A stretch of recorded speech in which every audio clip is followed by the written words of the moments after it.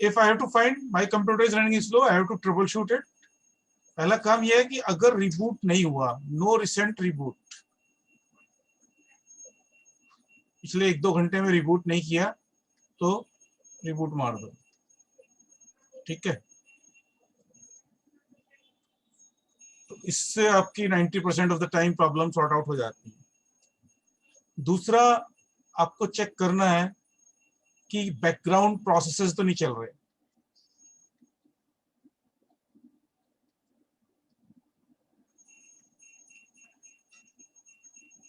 Right.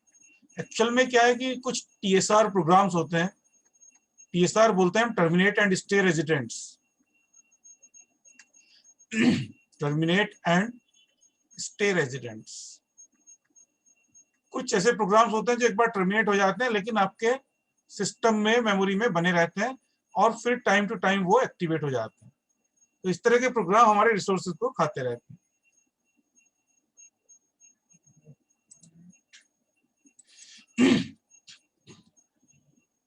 इसके अलावा there are certain services, startup में, विंडोज में ये स्टार्टअप सर्विसेज की तरह से चलता है और लाइनक्स में क्रोन टाइप की हेल्प से हम बना सकते हैं, इसका हम जिक्र बाद में करेंगे।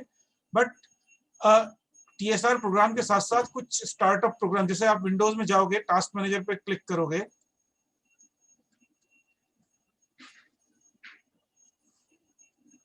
और उसके बाद आप उसमें एक टास्क मैनेजर वाले मेन्यू में एक स्टार्टअप आएगा। तो अगर आप स्टार्टअप पे क्लिक करते हैं तो आपको वो सारे सर्विसेज पता लग जाएंगी जो कि सिस्टम जब भी स्टार्ट होगा वो सर्विसेज ऑटोमेटिकली एक्टिवेट हो जाएंगी। राइट। तो some of these services may not be relevant for you and you would like to close some of those services. उनमें से कुछ सर्विसेज को आप बंद करना चाहेंगे। राइट। और लाइनक्स में आप बैकग्राउंड प्रोसेसेस देख सकते हैं, उसके लिए पीएस कमांड है। वो हम देखेंगे कैसे काम करेगा, बाद में देखेंगे उसको जब हम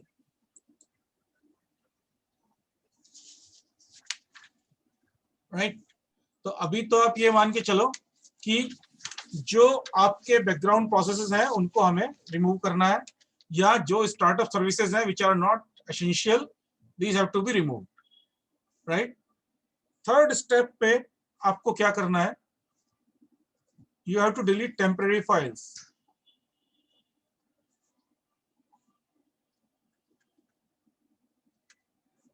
तो इसके लिए विंडोज में एक डिस्क क्लीनअप यूटिलिटी है।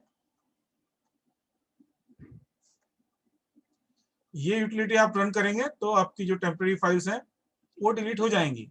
बट इसमें क्या है कि सारी टेम्पररी फाइल्स डिलीट नहीं होती। उसके लिए आपको क्या करना पड़ेगा, आप जब स्टार्ट मेन्यू में %TMP% क्लिक करेंगे तो एक टेम्प फोल्डर खुल जाएगा। उस टेम्प फोल्डर के अंदर टेम्पररी फाइल्स होंगी, उसमें जाके आप सारी फाइल्स को डिलीट कर दीजिए। टेम्प फोल्डर विल ओपन,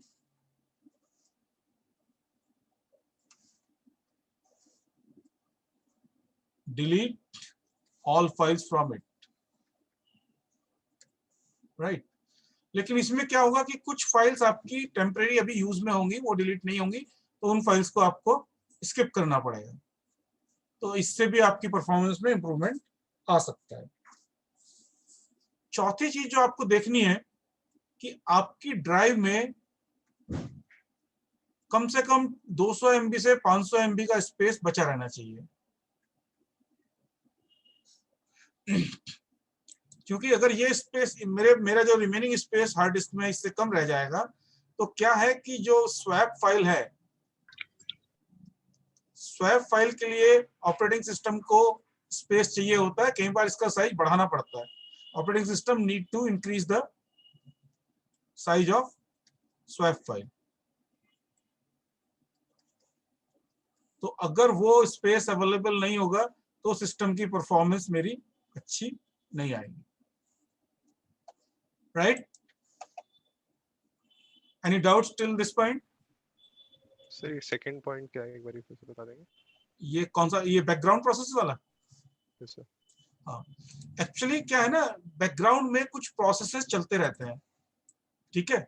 कुछ प्रोसेस तो वो होते हैं जो सिस्टम में डेलिबरेटली हमने डाले हुए हैं। सिस्टम में जब सिस्टम लॉगिन होता है तो कुछ सर्विसेज हैं जो कि मैं कहां से देख सकता हूं। मैं स्टार्ट में जाऊं, टास्क मैनेजर में जाऊं, वहां पे स्टार्टअप विंडोज की बात कर रहा हूं, तो स्टार्टअप में वो सर्विसेज होंगी, उसमें से कुछ सर्विसेज इनेबल्ड होंगी, कुछ सर्विसेज डिसेबल्ड होंगी। तो कई बार ऐसी सर्विसेज भी इनेबल्ड रहती है जिनकी मुझे जरूरत नहीं होती और मेरे सिस्टम के रिसोर्सेज खाए जाते हैं। तो उनमें से कुछ को अगर मैं डिसेबल कर दूंगा तो मेरी परफॉर्मेंस बेटर हो जाएगी। लाइनेक्स में काम क्रोन टाइप की हेल्प से होता है। क्रोन टाइप वाली फाइल है जिसमें कि पीरियोडिक टास्क चलते रहते हैं, ऑटोमेटिकली एग्जीक्यूट होते रहेंगे बैकग्राउंड में। तो इनको मैं डिसेबल कर सकता हूँ क्रोन टाइप फाइल को अपनी मॉडिफाई करके। तीसरे, इसके अंदर एक terminate and stay resident programs रहते हैं जो कि एक बार टर्मिनेट हो जाते हैं लेकिन मेमोरी में बने रहते हैं और फिर वो टाइम टू टाइम एक्टिवेट हो जाते हैं। तो उनकी जरूरत अगर नहीं है तो उनको भी हमें हटाना पड़ेगा। This was the point. Okay. तो स्वैप फाइल का मुझे स्पेस बना के रखना पड़ेगा, ठीक है। अगर ये मेरी हार्ड डिस्क में स्पेस इससे कम रह गया तो मेरी सिस्टम की परफॉर्मेंस कमजोर पड़ने लगेगी। फिर पांचवी चीज मुझे चेक करना पड़ेगा कि डिस्क में बैड करप्टेड ब्लॉक्स तो नहीं है, या मेरी डिस्क फ्रेगमेंटेड तो नहीं होगी, ठीक है। तो इसके लिए मेरे पास टूल्स है।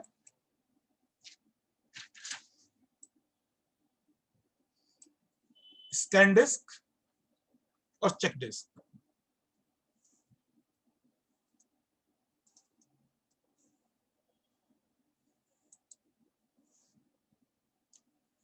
Scan disk and check disk command हम चेकिंग के लिए चलाते हैं, बैड ब्लॉक्स और करप्टेड ब्लॉक्स के लिए।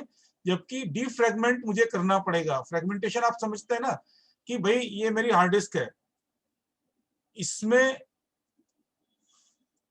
मेरे पास मान लिया 1000 ब्लॉक्स हैं। ब्लॉक बेसिक यूनिट होती है ट्रांसफर की हार्ड डिस्क के लिए, जिसका साइज 512 बाइट से लेके 1 KB या 2 KB तक होता है।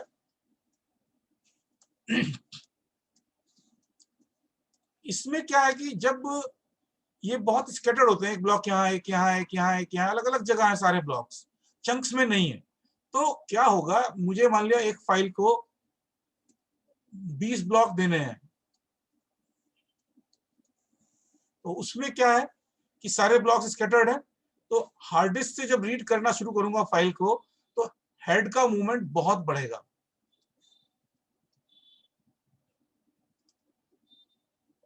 हाई हो जाएगा। तो हेड मूवमेंट अपने आप में अगर आप देखें तो वेरी टाइम कंज्यूमिंग टास्क है, क्योंकि इसमें लिटरली मूवमेंट कराना पड़ता है। मैकेनिकल मूवमेंट रहता है तो मैकेनिकल में तो टाइम ज्यादा लगता ही है, कोई भी चीज हो इंटरनल कंपैरिजन उसके इलेक्ट्रॉनिक्स के मुकाबले। तो हम ये कोशिश करते हैं कि फाइल को डिफ्रैगमेंट कर दें और इन सारे जितने भी फ्री ब्लॉक्स हैं इन सबको एक साथ ले आएं। तो उसके लिए डिफ्रैगमेंटेशन करना चाहिए हम लोगों को, अगर ऐसा लग रहा है, राइट। डिफ्रैगमेंट करके टूल है, उसको रन करना होगा। छठे में आपको scan for virus scanner run करके देखें, उसकी वजह से भी प्रॉब्लम हो सकती है। सातवें में स्कैन फॉर मैलवेयर।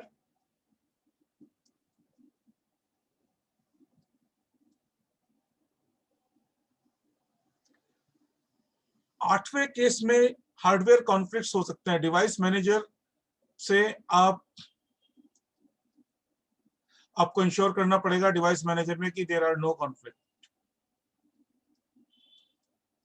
तो अगर ये कोई कॉन्फ्लिक्ट्स हैं तो उन कॉन्फ्लिक्ट्स को रिमूव करने की कोशिश करनी है।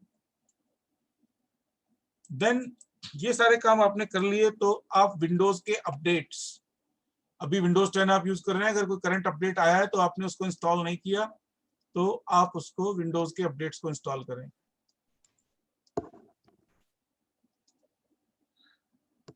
फिर आपके ड्राइवर्स बड़े इंपॉर्टेंट हैं। Update your drivers. अगर विंडोज आपने अपडेट कर ली बट ड्राइवर्स अपडेट नहीं किए अकॉर्डिंगली तो ये पुराने ड्राइवर्स ना कई बार परफॉर्मेंस की बॉटलनेक बन जाते हैं, ये स्लो भी हो जाते हैं और कई बार और दूसरे इश्यूज भी क्रिएट करते हैं। ये सारे चेंजेस जब आपने कर लिए तो उसके बाद आप फिर रिबूट करें सिस्टम को, रिबूट सिस्टम अगेन, क्योंकि उसके बाद ही मेरे सारे changes, reboot system again. After that जो लास्ट रिसॉर्ट है एक तरह से कहा जाए तो वो एक रजिस्ट्री होती है विंडोज में, उसका रजिस्ट्री क्लीनर आपको रन करना पड़ेगा। ये मतलब गड़बड़ भी कर सकता है सिस्टम, आपका क्रैश भी हो सकता है, तो इसको लास्ट रिसॉर्ट की तरह से यूज करें। और ये सारे सॉफ्टवेयर अप्रोचेस थे। उसके बाद भी अगर सिस्टम स्लो लग रहा है आपको तो मेमोरी अपग्रेड करनी पड़ेगी।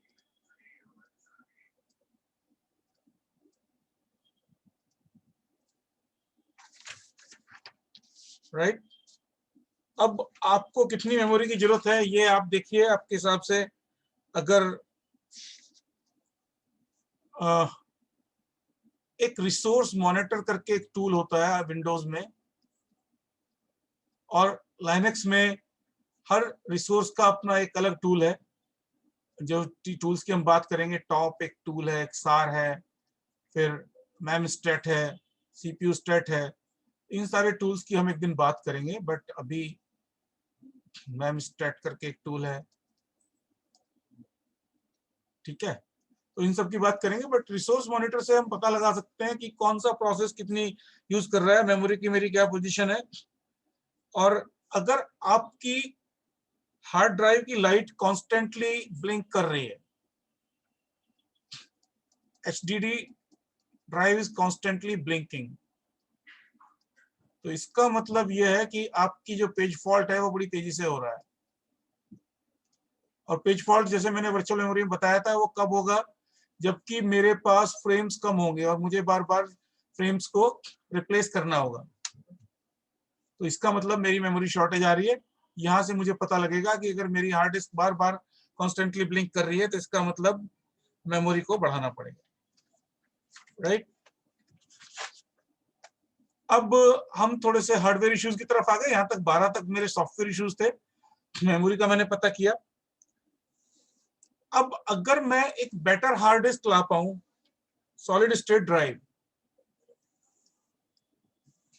अगर मैं हार्ड डिस्क को एसएसडी में कन्वर्ट कर पाऊं, अपनी एचडीडी से एसएसडी में कन्वर्ट कर पाऊं, तो मेरी परफॉर्मेंस में एकदम जंप आएगा। बट इसमें आपका पैसा लगेगा, रैम अपग्रेडेशन में भी और सॉलिड स्टेट ड्राइव में भी। आप अगर अपग्रेड करना चाहेंगे तो you have to spend some money. Now we talk about processor.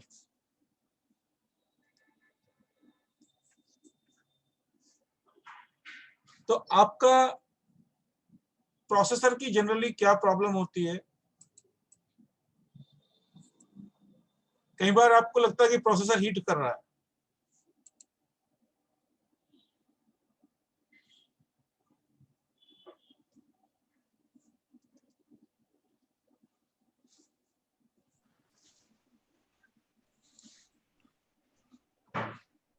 तो इस केस में तो जो फैन है फैन की प्रॉब्लम हो सकती है। हाँ फैन की प्रॉब्लम हो सकती है, बिल्कुल।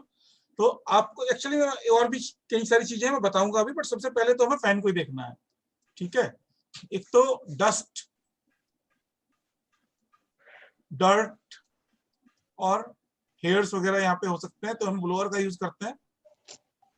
और फिर ये चेक करते हैं कि फैन सही चल रहा है कि नहीं चल रहा, फैन वर्किंग है कि नहीं है, फैन के कनेक्शन प्रॉपर है कि नहीं है, ठीक है। तो ये सारी चीजें चेक करके हम ये श्योर करते हैं कि कंप्यूटर का केस जो है क्लीन है।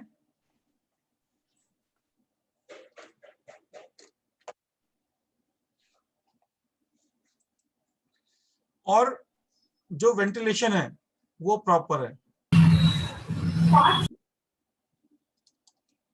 मान लिया आपका जो सीपीयू का बैक साइड है वो पूरी तरह से दीवार से लगी हुई है, तो वो भी एक प्रॉब्लम वाला काम है। बिल्कुल अगर दीवार से हटा के आप रखेंगे तो वेंटिलेशन प्रॉपर नहीं होगा, ठीक है। तो ये चीजें हैं। इसके अलावा मैं आपको ये बताऊं कि प्रोसेसर की स्पीड भी वेरिएबल रहती है, हम वी कैन चेंज दिस। जब मैं ये कह रहा हूं कि मान लिया मैं कह रहा हूं कि भाई 2.5 गीगाहर्ट्ज का प्रोसेसर है, तो ये इसकी नॉर्मल स्पीड की बात कर रहा है, ठीक है। और एक चीज मैं बताऊं कि ये जो हीट है, heat is directly proportional to the processor speed. जितनी ज्यादा स्पीड पे प्रोसेसर चलेगा उतनी ज्यादा हीट जनरेट होगी, है ना। जैसे आप आराम से पैदल पैदल चलोगे तो सांस नहीं फूलेगा, पसीना नहीं आएगा। बट अगर आप भाग रहे हो 6 किलोमीटर 7 किलोमीटर पर आवर की स्पीड पे, तो आपको पसीना आना शुरू हो जाएगा, राइट। इसी तरह से प्रोसेसर अगर कोई प्रोसेसर 2 गीगाहर्ट्ज पे चल रहा है तो हो सकता है वो हीट ना हो, लेकिन अगर उसको मैं 3 गीगाहर्ट्ज पे रन कराऊं तो वो प्रोसेसर, सेम प्रोसेसर हीट हो सकता है। अब एक चीज मैं बताना चाहूंगा, इसका मतलब क्या है। मैं कह रहा हूं 2 गीगाहर्ट्ज का प्रोसेसर है, इसका मतलब क्या है? मतलब clock speed is 2 gigahertz, right. That means clock क्या है? क्लॉक बेसिकली आपकी इस तरह की पल्स जनरेट करती है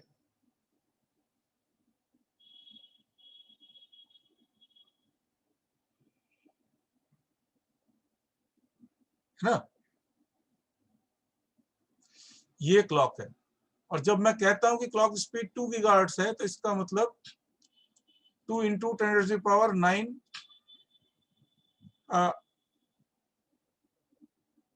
पल्सेस पर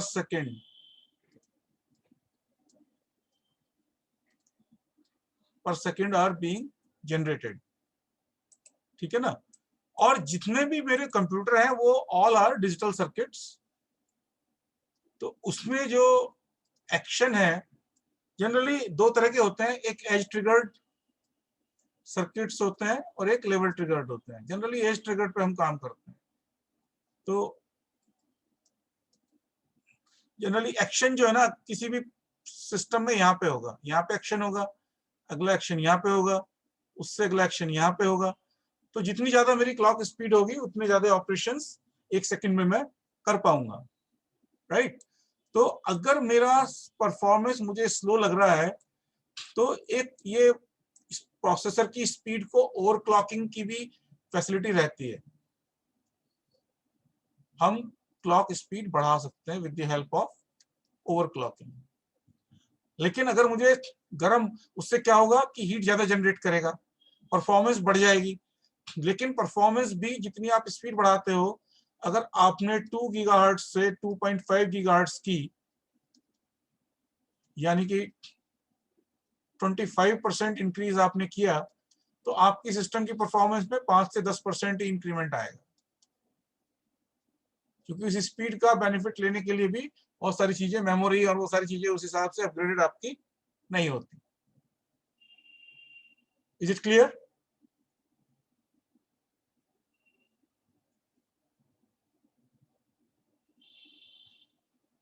सो बेसिकली इसमें क्या है कि एक अंडर क्लॉकिंग भी होती है। आपको लग रहा है कि प्रोसेसर मेरा गर्म हो रहा है, तो आप अंडर क्लॉकिंग वाला फैसिलिटी भी यूज कर सकते हैं। और ये आप बायोस में जाके सेट कर सकते हैं। You can change the setting in BIOS. BIOS you know क्या होता है BIOS? Basic input output system. Yes, this is basically basic input output system. अब हमें मिटाना पड़ेगा, तो इसको ले जाएं। तो BIOS is my basic input output system. Where it is stored? In the ROM. Actually, it is present in the EEPROM, electrically erasable programmable Yes, तो read-only memory. E square PROM में स्टोर रहता है। और इसमें सारे जो basic input output के लिए जो रूटीन्स हैं, इसको बोलते हैं बेसिक इनपुट आउटपुट सिस्टम।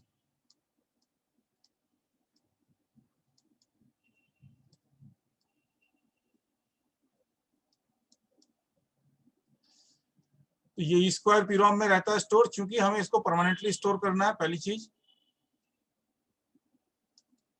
अगर चूंकि पावर स्विच ऑफ होने के बाद भी स्टोर करना है तो इसलिए इसको रोम में करना है। और जब मैं कंप्यूटर स्विच ऑन करता हूं तो सबसे पहले कंट्रोल मेरा बायोस पे जाता है। इसके अंदर सेटिंग्स होती हैं। कंप्यूटर लॉगिन होने से पहले अगर आप एस्केप प्रेस कर देंगे तो आप बायोस की सेटिंग में चले जाएंगे। You can change lot of things here.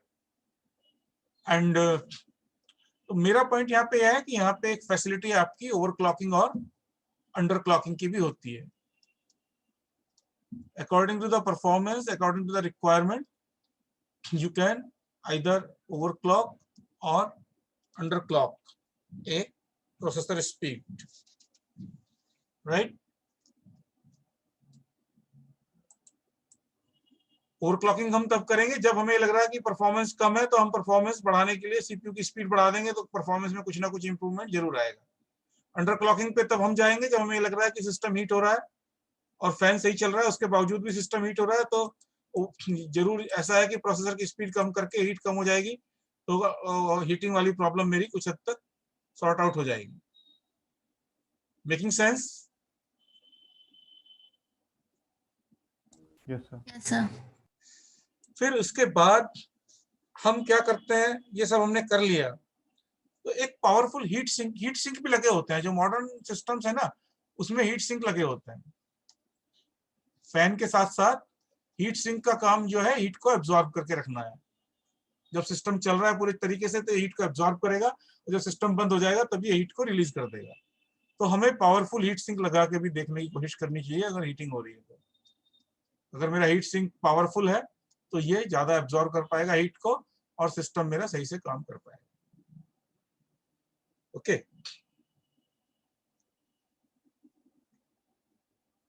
फिर उसके बाद हम एक काम और कर सकते हैं। इसके लिए हमें ना keep an I on processor temperature. हमें सिस्टम को क्लीन रखना पड़ेगा।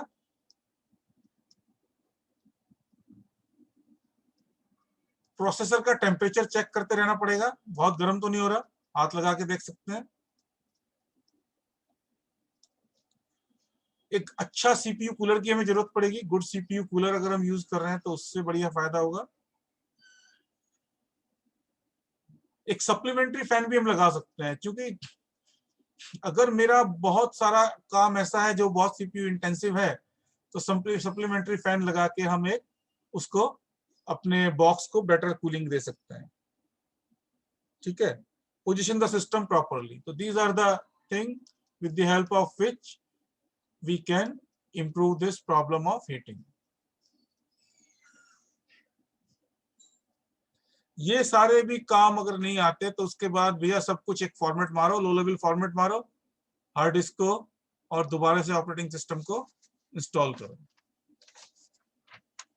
राइट। और नहीं, इसके बाद भी कुछ नहीं हो रहा तो आपका कंप्यूटर पुराना हो गया, उसको कबाड़ी को बेचो और एक नया कंप्यूटर खरीद लो।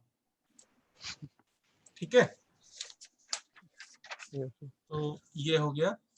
अब हम कुछ चीजें और हैं उनका जिक्र करेंगे। एक होता है सीपीयू कोर पार्किंग।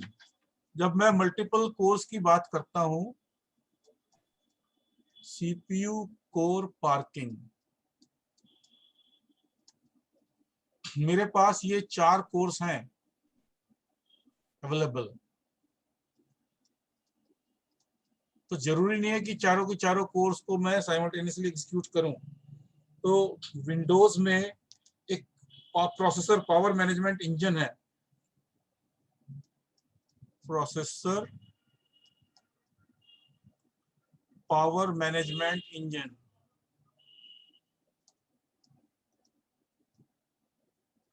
ये मुझे फैसिलिटी प्रोवाइड करता है कि भैया हम 4 में से 3 ही थ्रेड्स को अवेलेबल बनाएं। दिस इज मतलब only 3 are available, 3 cores out of 4 are available. 3 भी हो सकती है, 2 भी हो सकती है, 1 भी कर सकते हैं।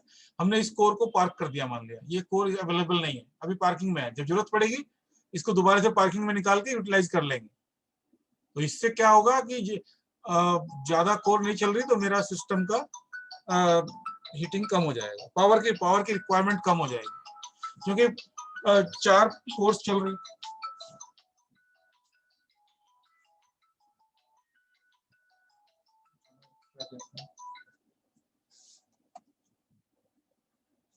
ओके,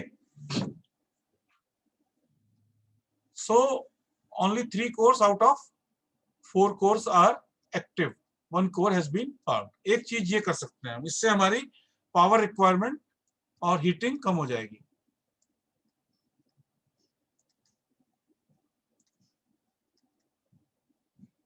एक हम कर सकते हैं फ्रीक्वेंसी स्केलिंग।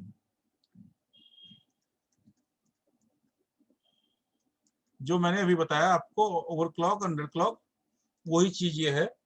ये ऑपरेटिंग सिस्टम लेवल पे भी हो सकता है, ये आपका बायोस में तो हो ही सकता है, ओएस लेवल पे भी ये पॉसिबिलिटी है।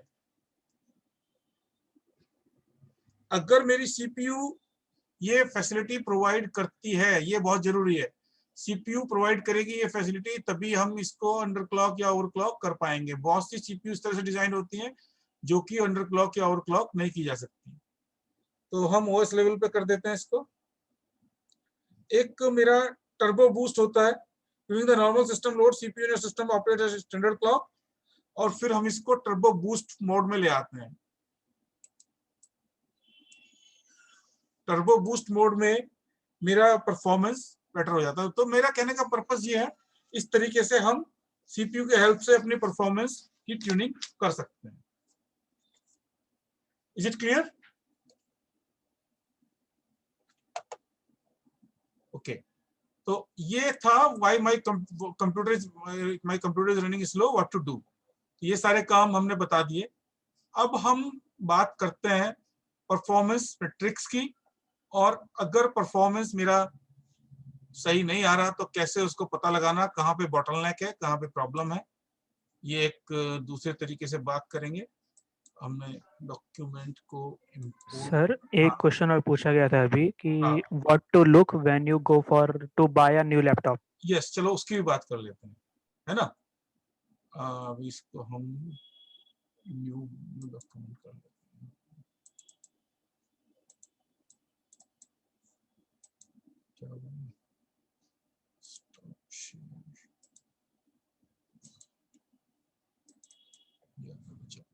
देखो अभी स्क्रीन तो नहीं दिखाई दे रही होगी ना मेरी, अभी दिखाता हूँ स्क्रीन। तो ये भी क्वेश्चन पूछा जाता है, सही कहा आपने, और इसको हम किस तरह से टैकल करेंगे।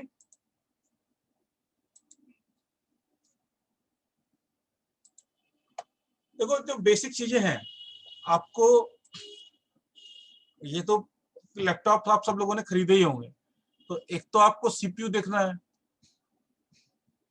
सीपीयू में आपको नंबर ऑफ कोर्स देखनी है।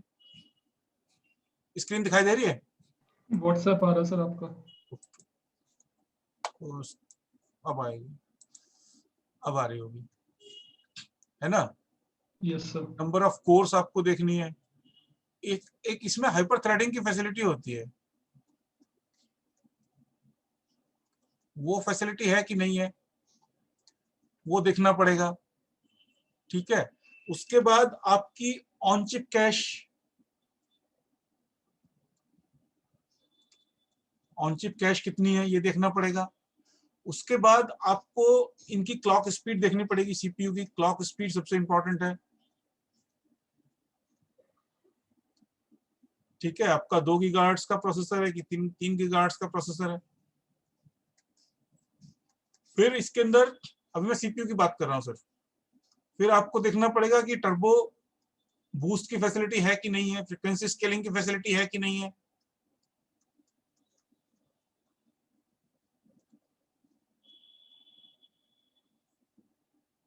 ये हो गया सीपीयू। दूसरी चीज आपकी आपकी कैश, वो है कैशे, है ना। कैशे आपकी मल्टीपल लेवल होती है। एक आपकी ऑन चिप कैश है, एक आपकी ऑन बोर्ड कैश है, L1 कैश, L2 कैश भी बोलते हैं इनको। तो इनका साइज कितना है, size of L1 oblique L2 cash, ये एक इंपॉर्टेंट पॉइंट हो गया, ठीक है। इसके बाद आपकी सेकेंडरी स्टोरेज आती है। अच्छा, सेकेंडरी स्टोरेज में आपका इशू है कि आपकी हार्ड ड्राइव SSD है कि HDD है ना। ID है, ID ड्राइव्स आती थी पहले, फिर SCSI आई और फिर आपकी SSD आ गई। तो यहाँ पे ना, अच्छा रैम तो रह गया अभी हमारा, हम सेकेंडरी स्टोरेज पे आ गए सीधे, बीच में रैम भूल गए। रैम भी है, तो रैम आपकी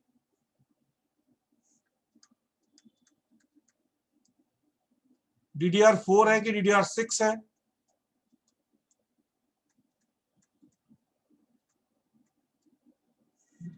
है ना। तो ये आपकी डायनेमिक रैम होती है।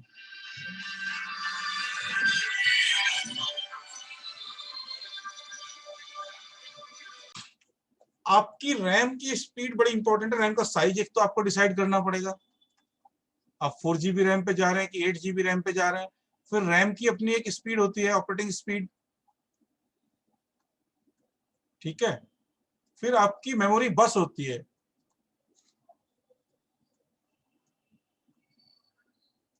अच्छा, उससे पहले आपको फिर ये भी देखना पड़ेगा कि आप 64 बिट प्रोसेसर पे जा रहे हैं कि 32 बिट प्रोसेसर पे। जब हम प्रोसेसर की बात कर रहे थे, सिर्फ क्लॉक स्पीड ही इंपॉर्टेंट नहीं है, आपको ये भी चेक करना पड़ेगा आप 64 बिट प्रोसेसर पे जा रहे हैं कि 32 बिट प्रोसेसर पे जा रहे हैं। इसका क्या मतलब हुआ, कोई मुझे बताएगा? अगर मैं कह रहा हूं कि मैं 64 बिट प्रोसेसर खरीद रहा हूं, उसका मतलब क्या हुआ?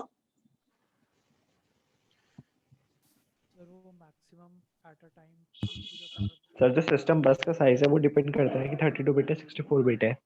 सिस्टम बस में 3 चीजें होती हैं बच्चे, एक डेटा डेटा बस, बस address bus and control bus. Data bus data bus का साइज एक तो ये data bus, address bus and control bus. तो डेटा बस का जो साइज है वो बताता है कि भैया आपका 64 बिट है कि 32। बेसिकली अगर मेरा प्रोसेसर 64 बिट है, इसके अलावा और बहुत सारी चीजें हैं। एक तो ये हो गया, एक दूसरा रजिस्टर्स भी इसके 64 बिट होंगे, साइज ऑफ रजिस्टर्स, ठीक है। और डेटा बस की विड्थ, और 8 बाइट्स को मिला के एक वर्ड बनेगा, जो कि इसकी हम बोलते हैं वर्ड लेंथ। और अगर ये वर्ड एड्रेसेबल कंप्यूटर है तो इसका एक यूनिक एड्रेस होगा, है ना। तो हम बोलेंगे 64 बिट प्रोसेसर की वर्ड लेंथ 64 बिट है और 32 बिट प्रोसेसर की लेंथ। अच्छा, एक MBR रजिस्टर होता है। MBR रजिस्टर भी इसका 64 बिट होगा, जिसके अंदर डेटा मेमोरी से रीड करके राइट लिखते हैं, या जो मेमोरी में जो राइट करना होता है वो MBR रजिस्टर में आता है। तो ये भी 64 बिट होगा या 32 बिट होगा, ठीक है। तो बेसिकली जब मैं कहता हूं कि मेरा प्रोसेसर 64 बिट है, यानी कि 1 क्लॉक साइकिल में 64 बिट्स प्रोसेस हो सकती हैं। जो ALU होगी वो दो 64 बिट को एक साथ जोड़ देगी, रजिस्टर्स को ऐड करना है। और दूसरी चीज, 1 मेमोरी साइकिल में हम 64 बिट रीड या राइट कर सकते हैं, ठीक है। तो ये मेरे प्रोसेसर को डिफरेंशिएट करता है कि मेरा प्रोसेसर 64 बिट है कि 32 बिट है। तो ये हो गया। उसके बाद मेमोरी बस होती है। मेमोरी बस की भी अपनी एक स्पीड होती है, ठीक है। तो मेमोरी बस की स्पीड अगर बहुत कम है और CPU आपकी बहुत फास्ट है, तो भी you will not be able to get the advantage of the CPU speed, क्योंकि ultimately all the instructions and all the data is stored in the main memory, ठीक है। हम उसका कुछ पोर्शन लेके आते हैं, हमारा कुछ पोर्शन हमारा कैशे में रहता है, कुछ रजिस्टर्स में रहता है, कुछ ऑन बोर्ड कैशे में रहता है, but ultimately the entire data instruction has to be in the main memory. तो मूर्स लॉ पढ़ा है आप लोगों ने, किसी ने? Yes, sir, but I don't remember now. Gordon Moore का नाम सुना है? Yes, sir, in the digital logic design. कौन था ये Gordon Moore? Gordon Moore was the co-founder of Intel, ठीक है। And he gave a law, empirical law था, कोई उसका प्रूफ नहीं था। Number of transistors will double in every 2 years.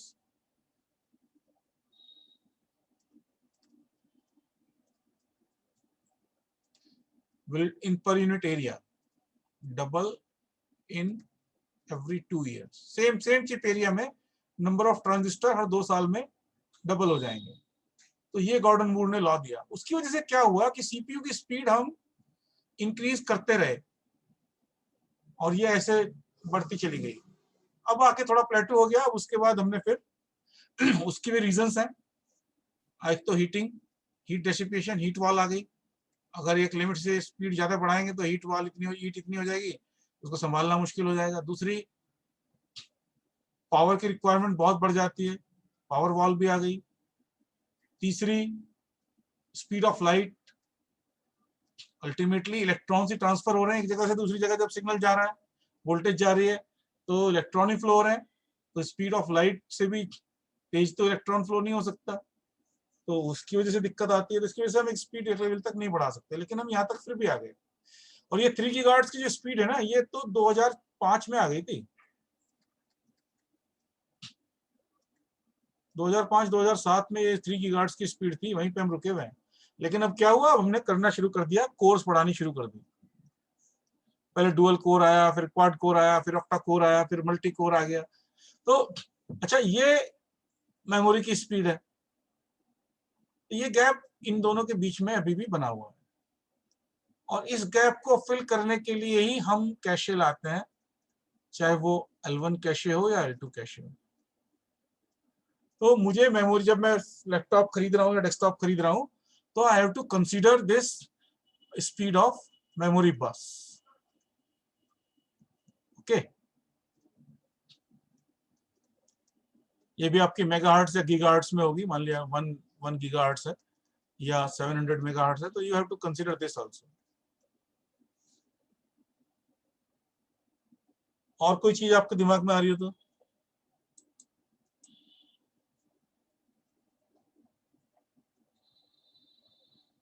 नहीं तो फिर हम आगे बढ़ते हैं।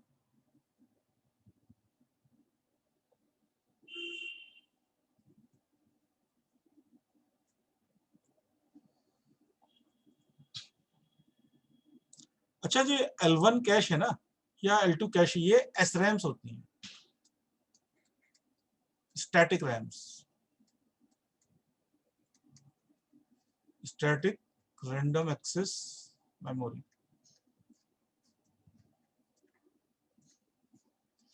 और ये जो नॉर्मल रैम है, ये तो आपकी कैशे के लिए बनती है, कैशे के लिए यूज करते हैं इसको।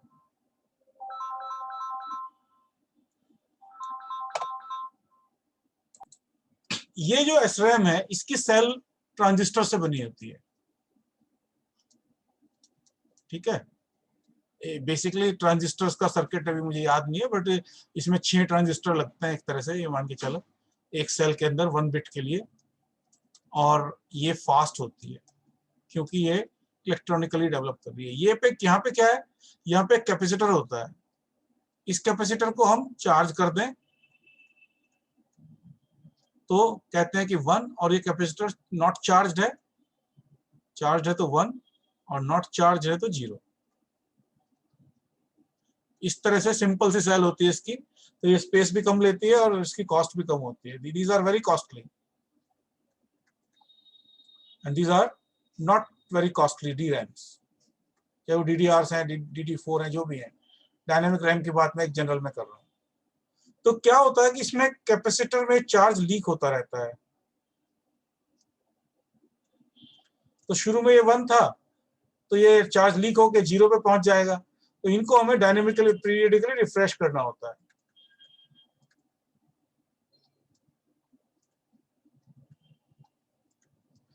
ताकि जो 1 था उसको दोबारा से रिफ्रेश करके फिर दोबारा से 1 बना दें। चार्ज थोड़ा बहुत कम हुआ, उसको हमने रिफ्रेश कर दिया, दोबारा से 1 हो गया। तो इस तरह से ये मेरा चार्जिंग चलता है। तो ये स्लो होती है, सस्ती होती है, इसलिए मेन मेमोरी में इनको यूज करते हैं और कैशे मेमोरी में हम SRAM को यूज करते हैं। ठीक है भाई।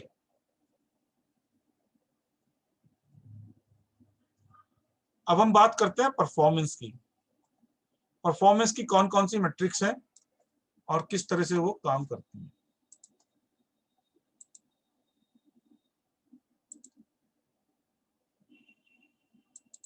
उसके बाद हम ट्रबल शूटिंग पे आएंगे।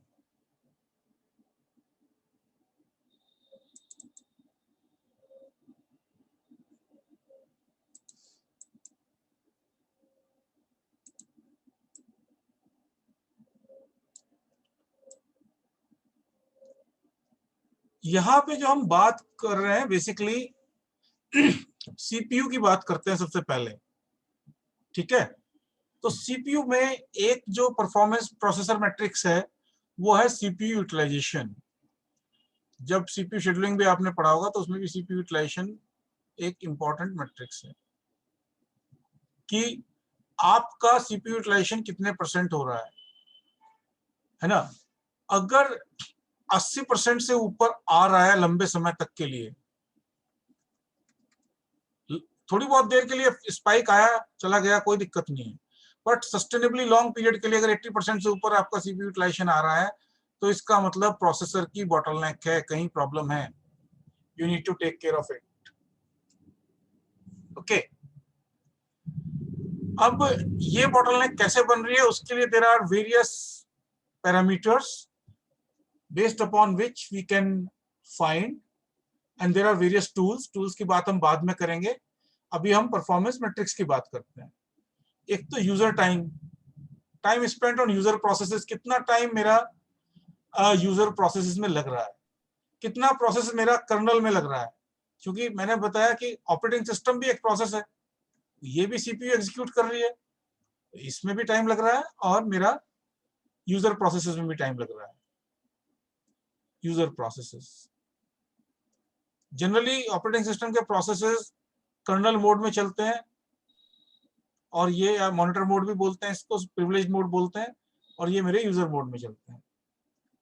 तो आई हैव टू सी कि भाई यूजर प्रोसेस में कितना टाइम लग रहा है और सिस्टम प्रोसेस में कितना टाइम लग रहा है। तो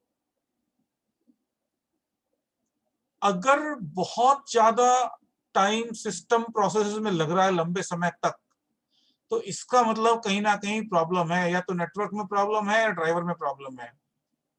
ठीक है, क्योंकि यूजर प्रोसेसर को टाइम कम मिल रहा है और सिस्टम प्रोसेस में टाइम ज्यादा लग रहा है। वेटिंग, हम ये देखते हैं कि प्रोसेसेस वेटिंग कितना कर रहे हैं। अगर बहुत ज्यादा वेटिंग हो रही है तो इसका मतलब या तो डेडलॉक है या फिर कोई ऐसा रिसोर्स है जिसके लिए लंबी लाइन लगी हुई है। ठीक है, फिर हम आइडल टाइम की बात करते हैं। सीपीयू अगर 80% टाइम यूटिलाइज हो रही है तो 20% इसका आइडल टाइम है। ये भी हम बहुत ज्यादा नहीं रखना चाहते। ये भी नहीं चाहते कि 90% टाइम सीपीयू बिजी रहे, और ये भी नहीं चाहते कि 90% ऑफ द टाइम सीपीयू खाली बैठे। तो हम एक मिडिल पाथ की बात करते हैं। 60-70% टाइम सीपीयू यूटिलाइजेशन रहे, that is good enough.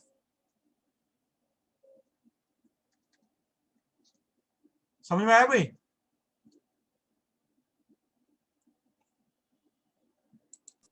Yes sir. उसके बाद हम बात करते हैं नाइस टाइम की। एक्चुअल में नाइस लाइनेक्स का कंसेप्ट है, इसमें प्रायोरिटी करते हैं। लाइनेक्स जो यूज करता है प्रायोरिटी शेड्यूलिंग यूज करता है, और वो क्या है, थोड़ी थोड़ी देर बाद ना प्रायोरिटी रीशेड्यूल करता है, रीएडजस्ट करता रहता है। तो इस टाइम को हम बोलते हैं नाइसिंग टाइम, जब वो लगाता है उसमें प्रायोरिटी चेंजिंग में। तो ये कितना टाइम लग रहा है ये हमें देखना पड़ेगा। फिर हम लोड एवरेज की बात करते हैं। लोड एवरेज में rolling average is sum of the following: number of processes queue waiting to be processed, ready queue में है, और number of process waiting for the uninterruptible task to be completed. दो तरह के एक तो जो रेडी क्यू में लगे हुए हैं, ये इनका एवरेज हम कैलकुलेट करेंगे, कितने टाइम इन्होंने यहाँ पे वेट किया। और एक वो प्रोसेस है जो वेट कर रहे हैं, और किसका वेट कर रहे हैं, कुछ ऐसा इंपॉर्टेंट टास्क है जिसके लिए वो वेट कर रहे हैं जो अनइंटरप्टेबल है, इसको कंप्लीट होने में कितना टाइम लगेगा। तो इनका एवरेज हम कैलकुलेट करते हैं लोड एवरेज। फिर हम देखते हैं रनेबल प्रोसेसेस, कितने प्रोसेसेस ऐसे हैं जो कि मेरे रनेबल हैं। अगर टोटल मेरे पास 100 प्रोसेसेस हैं, इनमें से अगर मेरे 10 प्रोसेस भी रनेबल नहीं है, एटलीस्ट 10 प्रोसेस रेडी क्यू में होने चाहिए। अगर 10 से कम है, लेस देन 10 है, 10 is greater than runnable process, तो उस केस में 10% is greater than number of runnable process. तो इसका मतलब सिस्टम में प्रॉब्लम है, प्रोसेसेस मेरे कहीं ना कहीं स्टक हुए जा रहे हैं। तो मैं चेक करने की कोशिश करता हूं कि कितने प्रोसेस मेरे रनेबल में है, कितने प्रोसेस मेरे ब्लॉक्ड है, ये भी मैं देखना चाहूंगा। ये भी एक रीजन है। कॉन्टेक्स्ट स्विचिंग कितनी हुई है? कॉन्टेक्स्ट स्विचिंग मैंने आपको बताया था कि ओवरहेड की तरह से काम करता है। जब कॉन्टेक्स्ट स्विचिंग होता क्या है, एक प्रोसेस P1 है, दूसरा प्रोसेस P2 है, ये प्रोसेस P2 एग्जीक्यूट कर रहा है, किसी वजह से सीपीयू इसको हटा दिया और इस प्रोसेस को यहाँ लेके आए, तो इस पूरे प्रोसेस को हम बोलते हैं कॉन्टेक्स्ट स्विचिंग। और ये ओवरहेड हम इसको मानते हैं, this is overhead, and we see how much context switching is happening. जब उससे ज्यादा कॉन्टेक्स्ट स्विचिंग है तो इसका मतलब हमारा प्रॉब्लम है सिस्टम में। We have to change our scheduling policy. ठीक है भाई।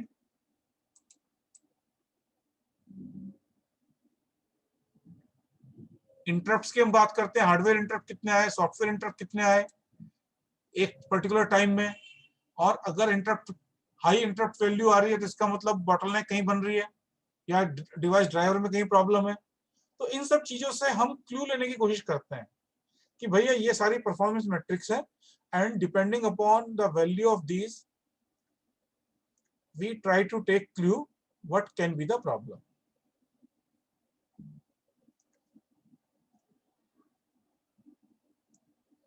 ये भी पूरा जासूसी वाला काम है ना। वी ट्राई टू गेट, या फिर डायग्नोसिस डॉक्टर वाला काम मान के चलो। ओके, अब मेमोरी की मैट्रिक्स क्या है? मेमोरी की मैट्रिक्स है क्या? फ्री मेमोरी कितनी है मेरी, ठीक है, क्योंकि Linux kernel allocates memory as file system cache. File system को भी लाइनक्स मेमोरी में ही यूज करता है। बेसिकली आपका पूरा फाइल सिस्टम हार्ड डिस्क में है, ये बड़ा इंपॉर्टेंट पॉइंट है, ठीक है। लेकिन ये पूरी फाइल मेरी यहाँ पड़ी है, अगर इसको एक्सेस करने के लिए बार बार मुझे हार्ड डिस्क एक्सेस करनी पड़ेगी, that will be non convenient task. Hard disk access is very slow in comparison to memory. तो लाइनक्स क्या करता है, इस फाइल को उठा के, इस पूरी नहीं, इस फाइल का कुछ पोर्शन उठा के यहाँ मेन मेमोरी में ले आता है ब्लॉक्स के टर्म में, और जब भी जरूरत पड़ती है पहले देखता है कि फाइल सिस्टम कैशे में वो फाइल का पोर्शन है कि नहीं है। अगर है तो वहां से एक्सेस करेगा, और नहीं है तो फिर हार्ड डिस्क से इसको फाइल सिस्टम कैशे में लेके आएगा। तो इसके लिए भी मेमोरी चाहिए, तो हमें देखना पड़ेगा कितनी मेमोरी मेरी फ्री है। अच्छा, दूसरी चीज स्वैप यूजेस, मेरा स्वैप स्पेस कितना यूज हो रहा है। मैं ये बताऊं, जब हम एक लाइनक्स को इंस्टॉल करते हैं तो एक स्वैप पार्टीशन बनाते हैं, राइट। और इस स्वैप पार्टीशन का पर्पस क्या होता है? ये स्वैप पार्टीशन बेसिकली जितनी मेरी रैम साइज है उसका 2 गुना रहता है। RAM size 2 multiplied by RAM size. अगर 4 GB रैम है तो 8 GB का स्वैप पार्टीशन बनेगा। रैम साइज 4 GB तो 2 × 4 8 GB का स्वैप पार्टीशन बनेगा। और इस स्वैप पार्टीशन का काम क्या होता है कि कई बार ऑपरेटिंग सिस्टम को ये लगता है कि भैया मेमोरी ओवरलोडेड हो गई, तो कुछ प्रोसेसेस या कुछ पार्ट ऑफ द प्रोसेसेस वो स्वैप पार्टीशन में स्वैप आउट कर देता है। जब मेमोरी थोड़ी लाइटली लोडेड होती है तो उसको फिर स्वैप इन करा लेता है। मैंने जब मेमोरी पढ़ाया तो बताया था ना आपको, swapping, swap out, swap in, है ना। Yes sir. तो वो चीज यहाँ पे इस तरह से काम करती है।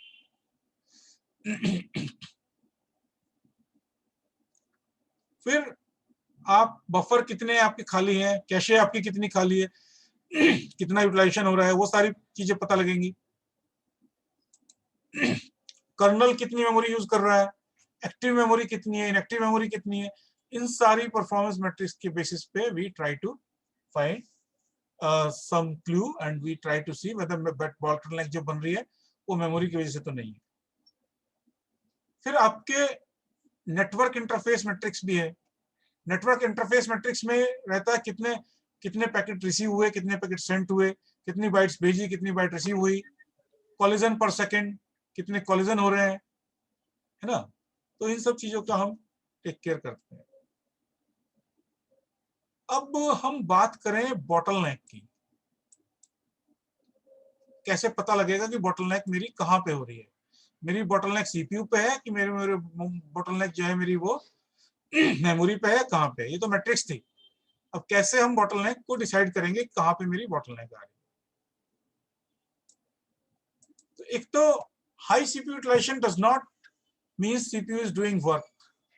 अगर मैं कहूँ कि 90% सीपीयू यूटिलाइजेशन हो रहा है, इसका मतलब ये नहीं है कि वर्क हो रहा है। जैसे मैंने सुबह भी क्लास ली थी तो उसमें मैंने आपको थ्रैशिंग का कॉन्सेप्ट बताया था, ठीक है ना। तो उसमें पेज फॉल्ट रेट इतना बढ़ जाता है कि एक्चुअल में तो ये बिल्कुल एक्चुअल वर्क जीरो हो जाता है। बस कॉन्टेक्स्ट स्विचिंग और इस सब में मेरा सीपीयू लगा रहता है।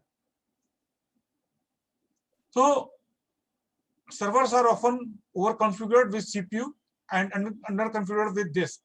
तो हमें एक ये CPU और डिस्क के बीच में ये परफॉर्मेंस बैलेंसिंग बहुत जरूरी करनी पड़ेगी। जब मैंने एक सर्वर डिजाइन किया, मैंने इसको ओवरक्लॉक भी कर दिया, लेकिन मैंने डिस्क के ऊपर ध्यान नहीं दिया। डिस्क मेरी स्लो है, डिस्क की परफॉर्मेंस में कैसे इंप्रूव कर सकता हूँ, वो सारी चीजें मुझे सोचनी पड़ेंगी, ठीक है। तो एक सार टूल है, एक PS टूल है, एक टॉप टूल है। With the help of this I can find कि सीपीयू मेरी किस तरह से परफॉर्म कर रही है और कैसे मैं इसको बेटर कर सकता हूँ, ठीक है। अब आप ये देखिए कि अगर मेरे पास मल्टी प्रोसेसर्स हैं, मल्टी कोर सिस्टम की मैं बात करूं, तो उस केस में मुझे प्रोसेसर एफिनिटी, एक सीपीयू एफिनिटी होती है। सीपीयू एफिनिटी का पर्पस क्या है मैं बताऊं आपको। ये एक मल्टी कोर सिस्टम है, C1, C2, C3 and C4। Her processor की अपनी एक लोकल कैशे भी होती है जो कि on board on chip cash है, ठीक है। अब ये चारों प्रोसेसर इक्वल है। एक प्रोसेस कोई आया P1, उसको मैं कहीं पे भी एलोकेट कर सकता हूँ। शुरू में मैंने इसको एलोकेट कर दिया, इसको मैंने P2 एलोकेट कर दिया।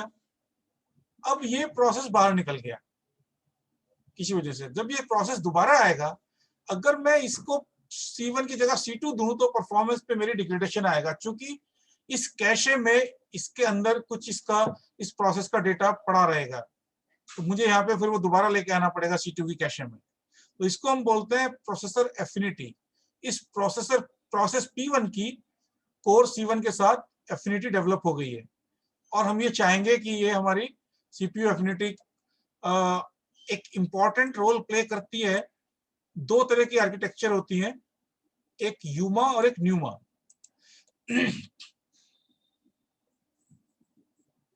यूमा and NUMA, uniform memory access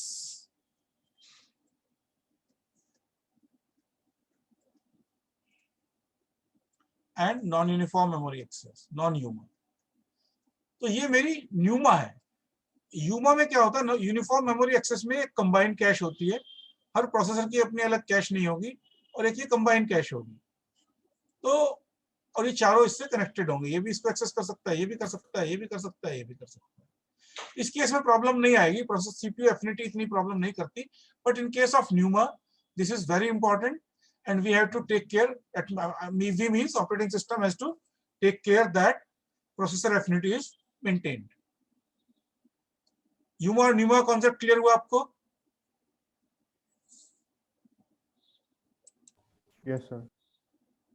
processor affinity का क्लियर हो गया। अब उसके बाद हम देखते हैं कि क्या क्या हम परफॉर्मेंस ट्यूनिंग ऑप्शंस हमारे पास हैं। एक तो हमें ये चेक करना है कि कोई अननेसेसरी प्रोग्राम ना चल रहा हो, जो हमने शुरू में भी था, यहाँ पे अलग तरह से देख रहे हैं। बैकग्राउंड प्रोसेस कोई नहीं चल रहा हो, तो एक PS कमांड होता है, PS-EF। इससे आपको पता लग जाएगा कौन कौन से प्रोसेसेस बैकग्राउंड में चल रहे हैं, और उनको आप फिर किल कर सकते हैं। ऑपरेटिंग सिस्टम लाइनेक्स में किल कमांड होता है। किल कमांड की हेल्प से आप किसी भी प्रोसेस को किल कर सकते हैं। सम प्रोग्राम्स में भी schedule to run in off peak hours. अच्छा, कुछ ना ऐसे पीरियोडिक काम होते हैं, जैसे डेली बैकअप लेना है अपने सिस्टम का, ठीक है, या मुझे कुछ और काम है जो मुझे हर 6 घंटे बाद या हर 12 घंटे बाद एग्जीक्यूट करना ही करना है।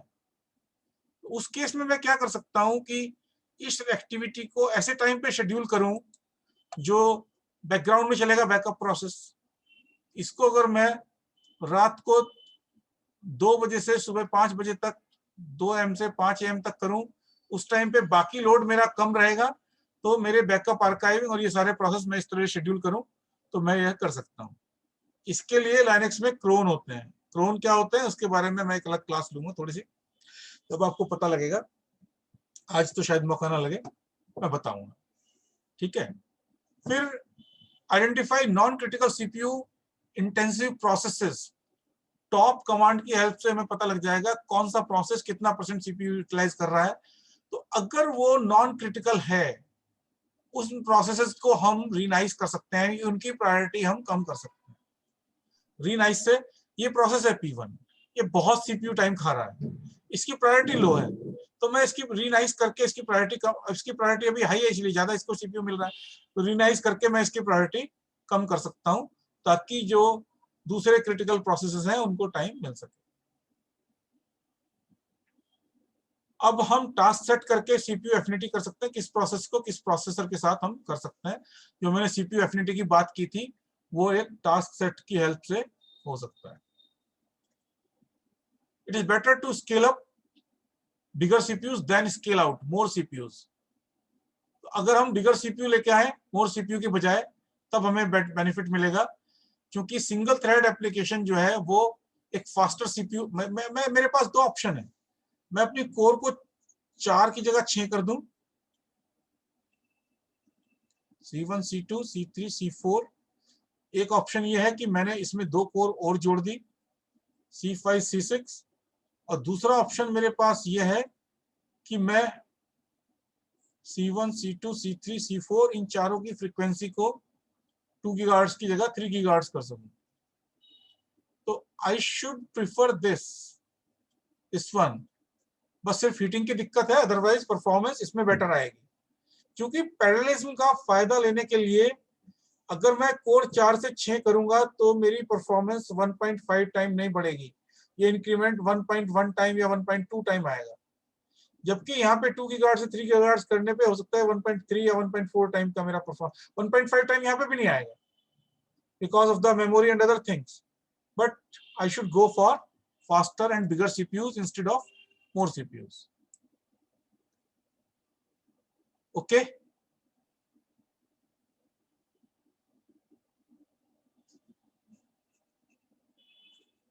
Any doubt?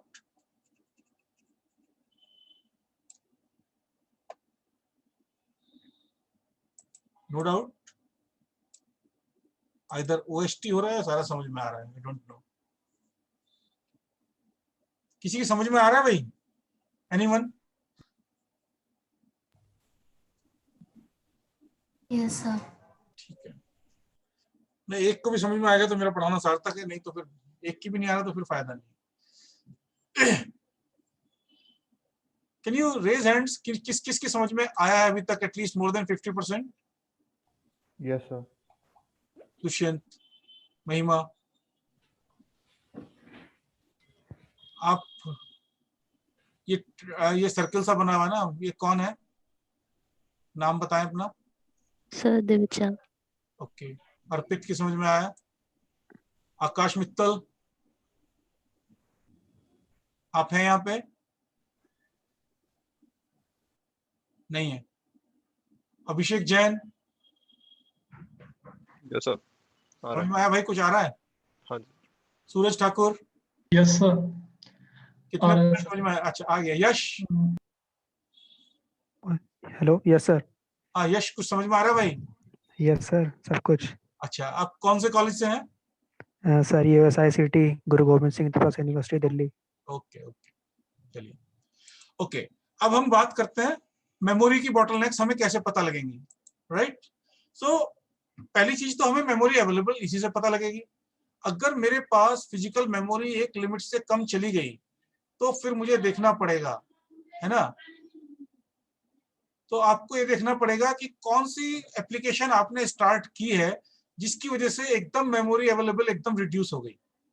तो you have to try to locate, identify that application. एक एक करके बंद करके भी देख सकते हैं। मान लिया 4 सर्विसेज चल रही हैं, पहले आपने सर्विस 1 को बंद करके देखा, अब क्या कुछ इंप्रूव हुआ? नहीं भाई। तो फिर इसको स्टार्ट कर दिया, अब इसको बंद करके देखा, अब क्या इंप्रूव हुआ? नहीं भाई। तो फिर इसको भी स्टार्ट कर दिया, फिर इसको बंद करके देखा, अच्छा ये यहाँ पे बॉटलनेक है, अब बेटर हो गया। तो देखते हैं कि हम इसको बंद कर सकते हैं या हम इसको किसी तरह से इंप्रूव कर सकते हैं। तो इस तरह से हम ये काम करते हैं, राइट। दूसरा, पेज फॉल्ट। पेज फॉल्ट्स अगर मेरे बहुत बढ़ गए तो मुझे ये भी देखना है कि पेज फॉल्ट एक लिमिट से ज्यादा मेरे नहीं बढ़ने चाहिए। तो उसके लिए मैं सार कमांड है, सार कमांड की हेल्प से आई ट्राई टू फाइंड, सार कमांड जो है मेरा पेज इन और पीजी पेज इन, ये एक उसके अंदर मैट्रिक्स रहती है। जब सार कमांड चला के देखेंगे, चला के शायद मेरे पास लाइनक्स नहीं है, बट एक कोशिश करेंगे, लाइनक्स विंडोज पे चल जाता है। तो इन दोनों से हमें पता लगेगा कितने पेज इन पेज आउट पर सेकंड कितने हो रहे हैं। तो अगर ये एक लिमिट से ज्यादा जा रही है तो इसका मतलब पेज फॉल्ट रेट मेरा ज्यादा है और मुझे या तो स्वैप स्पेस बढ़ाना पड़ेगा या मुझे डिग्री ऑफ मल्टी प्रोग्रामिंग कम करनी पड़ेगी, कुछ प्रोसेस को हटाना पड़ेगा, या I have to do something कि पेज फॉल्ट रेट मेरा कम रहे। फिर हम फाइल सिस्टम कैशे की भी इंपॉर्टेंस है, क्योंकि मैंने बताया था कि लाइनक्स में फाइल को वो मेमोरी में लेके आ जाता है। तो फाइल सिस्टम कैशे के लिए कितनी मेमोरी आपके पास अवेलेबल है, ये आप फ्री कमांड की हेल्प से चेक कर सकते हैं। और ये अगर एक लिमिट से कम हो जाती है तो फिर आपको सोचना पड़ेगा कि किस, क्योंकि अदरवाइज मेरी फाइल अगर कैशे में नहीं है, मतलब मेन मेमोरी वाली कैशे में नहीं है, तो मुझे बार बार हार्ड डिस्क पे जाना पड़ेगा। हार्ड डिस्क पे जाना पड़ेगा मतलब परफॉर्मेंस डाउन जाएगी। तो I have to see, I have to check this file system cache whether I have sufficient space in it or not, right. Okay, then हर प्रोसेस कितनी मेमोरी यूज कर रहा है। एक पीमैप लाइनक्स में रहता है, एक मिनट चला के देखूं, चलो फिर बाद में देखेंगे, टूल्स का जिक्र जिस दिन करेंगे उस दिन बात करेंगे। तो ये पीमैप मुझे बताएगा कि भैया प्रोसेस ये जिस प्रोसेस का पीआईडी 134 है, ये कितनी मेमोरी यूज कर रहा है, 146 वाला कितनी मेमोरी यूज कर रहा है। You know PID? Yes, sir. Process ID. Her Yes, sir. Linux में हर प्रोसेस को एक यूनिक प्रोसेसर आईडी मिल जाता है। यूनिक प्रोसेस आईडी ये 5 डिजिट्स का होता है, ठीक है। एक टाइम पे कोई भी 2 प्रोसेस ऐसे नहीं होंगे जिनका की प्रोसेस आईडी सेम होगा। तो हमें कोई भी इंफॉर्मेशन किसी प्रोसेस के बारे में चाहिए तो वो हमारा प्रोसेस आईडी की हेल्प से होगा। लाइनक्स पे क्लास परसो होगी और एक मतलब अमेजन एसडीटी के लिए भी है वो क्लास, तो उसमें लाइनक्स बेसिक्स की बात करेंगे। इस तरह के बेसिक्स उसमें नहीं पूछे जाएंगे, उसमें लाइनक्स की अलग तरह की चीजें बात करेंगे उसमें, ठीक है। ये हो गया।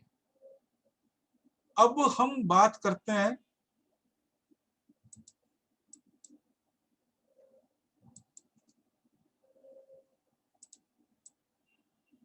छोटा कर लें,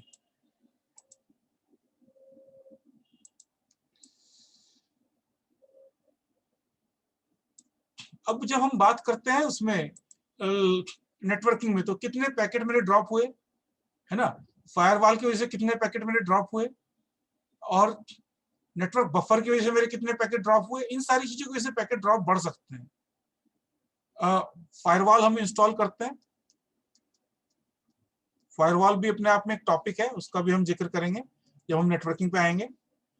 और नेटवर्क बफर एक होता है, ये सफिशिएंटली अगर हमने मेंटेन करके नहीं रखा तो उसकी वजह से मेरा पैकेट ड्रॉप हो सकता है। तो अगर पैकेट ड्रॉप हो रहे हैं तो उसके क्या कारण है, ये सब चीजें हमें देखनी पड़ेंगी, right.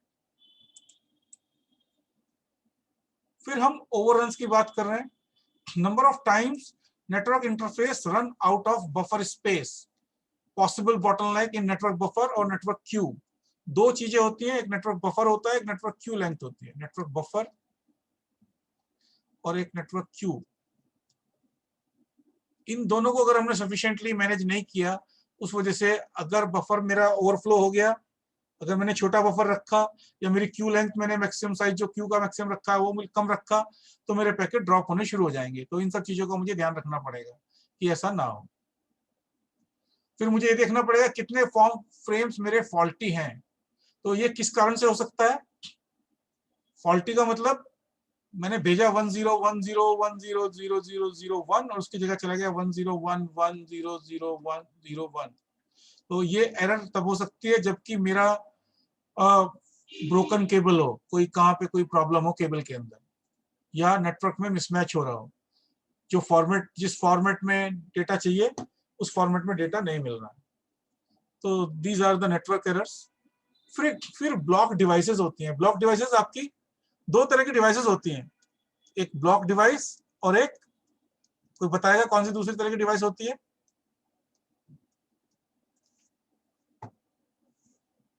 Someone would like to tell? Character device, ठीक है। ब्लॉक डिवाइस जैसे आपकी हार्ड डिस्क, और जैसे आपका प्रिंटर भी ब्लॉक डिवाइस है। कैरेक्टर डिवाइस जैसे कीबोर्ड है आपकी, या वो है आपका यूसार्ट जो आपका सीरियल पोर्ट होता है, इसमें कैरेक्टर बाय कैरेक्टर चलता है। तो ब्लॉक डिवाइस में जब भी काम होता है ब्लॉक के ऊपर होता है। हार्ड डिस्क से जब भी आप डेटा रीड करोगे या राइट करोगे तो एक बाइट नहीं करोगे, you will write entire block,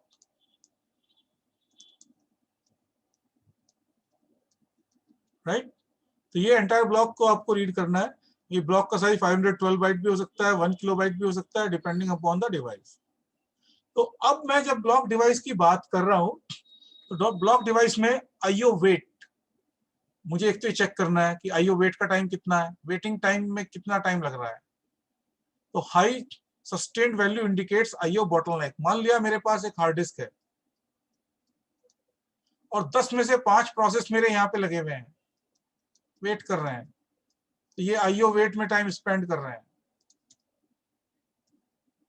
तो ये मुझे पता लग जाएगा, भैया ये हार्ड डिस्क की वजह से प्रॉब्लम है, हार्ड डिस्क स्लो है, या एक हार्ड डिस्क और इंस्टॉल की जाए सिस्टम में, या इसकी स्पीड बढ़ाई जाए, या इसको कुछ ऐसा सिस्टम किया जाए कि ये डिस्ट्रीब्यूट हो जाए। तो that we have to do. फिर हम एवरेज क्यू लेंथ, एक पैरामीटर होता है एवरेज क्यू लेंथ। इस डिवाइस के सामने हर डिवाइस की एक डिवाइस क्यू होगी, उसमें वो प्रोसेसेस होंगे जो कि processes waiting for this device.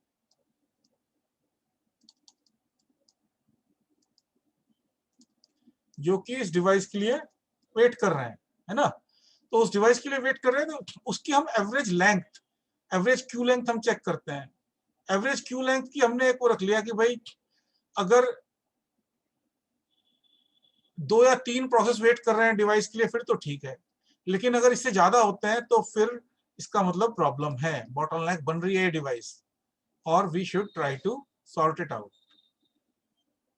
Average waiting time, device queue में एवरेज वेटिंग टाइम कितना है, ये भी एक पैरामीटर है। अगर 2, 5, 10 मिली सेकेंड तक है फिर तो ठीक है, 20 मिली सेकेंड तक है तो ठीक है, लेकिन 100 मिली सेकेंड अगर मुझे डिवाइस में वेट करना पड़ रहा है तो that is also not desirable. फिर कितने ऑपरेशन पर सेकेंड में परफॉर्म कर रहा हूं, एक सेकेंड में मैंने कितने ब्लॉक को रीड और राइट किया, कितने किलोबाइट मेरी ट्रांसफर हुई। तो इन सारे पैरामीटर्स के बेसिस पे मैं चेक कर सकता हूं कि भैया मेरी जो बॉटलनेक है वो डिवाइस तो नहीं है कोई। इज इट क्लियर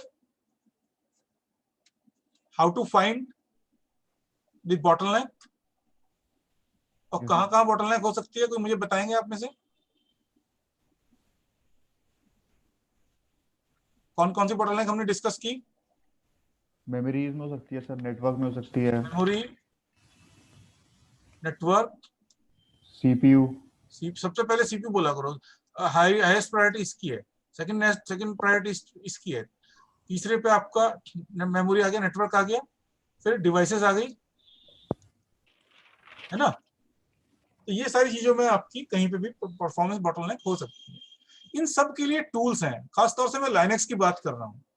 लाइनेक्स की सबसे बड़ी एडवांटेज ये है कि ये ओपन सोर्स है, इसके लिए टूल बहुत लोगों ने जनरेट किए हैं। तो ये टूल्स क्या है? एक टूल है टॉप, ये बताता है प्रोसेस की एक्टिविटी, जितने प्रोसेसेस हैं उनकी क्या क्या एक्टिविटीज हैं और किस तरह से वो आपका रन कर रहा है। इन टूल्स को हम एक दिन लेंगे क्लास में अलग से, तब मैं बताऊंगा, इनको रन करके भी कोशिश करूंगा कि रन करके भी आपको दिखा सकूं और किस तरह से इसका आउटपुट है। एक है वीएम स्टेट, ये सिस्टम एक्टिविटी की इंफॉर्मेशन बताता है। Uptime, average system load बताएगा।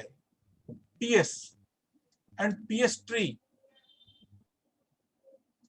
PS and PS tree, PS tree जितने एक्टिव प्रोसेसेस हैं उनके बारे में इंफॉर्मेशन देगा। पीएस ट्री फिर ये बताएगा कौन सा प्रोसेस किसका चाइल्ड है, किस तरह से वो इनकी आपकी एक्टिविटी है। फ्री टूल मैंने बताया था, ये मेमोरी यूसेज बताएगा। ठीक है। सार, सार भी सिस्टम की एक्टिविटी की रिपोर्ट कलेक्ट करके और उसके बारे में आपको इंफॉर्मेशन देगा, जिसकी मदद से आप ये कह सकते हैं कि परफॉर्मेंस में प्रॉब्लम कहाँ पे है। एक्चुअली मैं आपको बताऊं ना, इनका जो AWS का जो प्रोफाइल है वो ये है कि ये जैसे कोई क्लाइंट है इनका, मान लो मेरी XYZ कंपनी है, मैंने इनको बोल दिया भैया मैं तो क्लाउड पे जाऊंगा, अपनी जितनी भी मेरी इंफ्रास्ट्रक्चर है वो मुझे जितनी वर्चुअल मशीन चाहिए, इस पे लाइनक्स चाहिए, इस पे ये चाहिए, और 10 वर्चुअल मशीन चाहिए मुझे जिसमें कि ये क्वाड कोर हो, इनका कॉन्फ़िगरेशन ये है, इनका सबका ये है, ये सब मैनेज करेंगे AWS। उसमें फिर अगर मेरी परफॉर्मेंस नहीं आएगी तो मैं कहूंगा भैया परफॉर्मेंस मेरी नहीं आ रही। यहाँ पे आपको ये देखना है परफॉर्मेंस क्यों नहीं आ रही। ये बहुत इंटरेस्टिंग, बड़ा चैलेंजिंग जॉब है। मुझे तो बड़ा मतलब लोग कहते हैं कि सॉफ्टवेयर डेवलपमेंट और प्रोग्राम डेवलपमेंट ही सब कुछ है, नहीं असली इंजीनियरिंग तो यही लग रही है। अगर आप देखा जाए, कोडिंग तो आजकल white hat junior 5th class के बच्चों को भी सिखा रहा है, बट असली इंजीनियरिंग तो यही लग रही है ना आपकी। इंजीनियर का काम प्रॉब्लम सॉर्ट आउट करना है और एफिशिएंट यूटिलाइजेशन ऑफ रिसोर्सेज है। एग्री करते हैं आप लोग? Yes sir. Sir Yes, sir. हाँ वो तो ठीक है सर, बट उतना ही ज़्यादा हेडेक भी तो है, इतने सारे हाँ? क्लाइंट्स को हैंडल करना, कस्टमर सर्विस। नहीं, ऐसा नहीं है ना, मतलब क्लाइंट से डायरेक्ट इंटरेक्शन उतना ज्यादा नहीं होता आप लोगों का। ठीक है, वो तो टिकट्स आ जाती है ना। टिकट आ जाएंगे, उसके बाद उसको टिकट देखो होता भाई है। यहाँ पे क्या समस्या है, क्या प्रॉब्लम है, उसको सॉर्ट आउट करो। ये नहीं कि आपकी कॉल सेंटर वाला, मतलब इसको बिल्कुल आप ये समझो कि ये हाईली टेक्निकल जॉब है। ठीक है, चलो that is secondary thing. Numastat NUMA related statistics देता है, क्योंकि कितनी आपकी न्यूमा क्या होती है बेसिकली, जैसे मैंने बताया था कि जब आपकी हर कोर की अपनी अलग कैशे है, तो वो स्टैटिस्टिक्स भी यहाँ पे मैं न्यूमस्टेट से ले सकता हूँ। पीमैप, प्रोसेसर का मेमोरी यूसेज, हर प्रोसेसर कितनी मेमोरी यूज कर रहा है, कहां से कहां तक यूज कर रहा है, वो सारी इंफॉर्मेशन। नेट स्टेट, ये नेटवर्क स्टैटिस्टिक्स बताने के लिए टूल है। ठीक है। आईपी ट्राफ, ये रियल टाइम नेटवर्क स्टैटिस्टिक्स देगा। टीसी डंप, इथरियल, ये बड़े इंपॉर्टेंट टूल हैं, खासतौर से जब हम नेटवर्क की प्रॉब्लम सॉर्ट आउट करते हैं, नेटवर्क ट्रबल शूटिंग, है ना। तो टीसी डंप में मेरा डंप आ जाता है पूरा कि कौन से पैकेट कहां से गया, क्या सारी डिटेल आ जाती है। उसको फिर हम फिल्टर आउट करके we try to find out कोई मैलिशियस एक्टिविटी हो रही है कि नहीं हो रही है, या कहां पे मेरा जा रही है मेमोरी।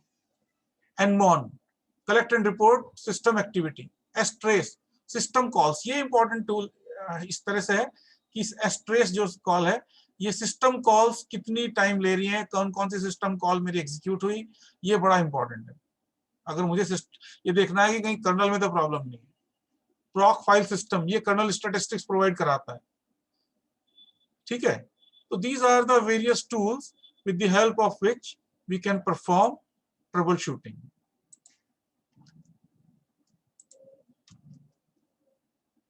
ठीक है, तो ये था। अब इसके बाद मुझे दूसरा एक डॉक्यूमेंट डाउनलोड करना है, इंपोर्ट करना है, वो है ट्रबल शूटिंग।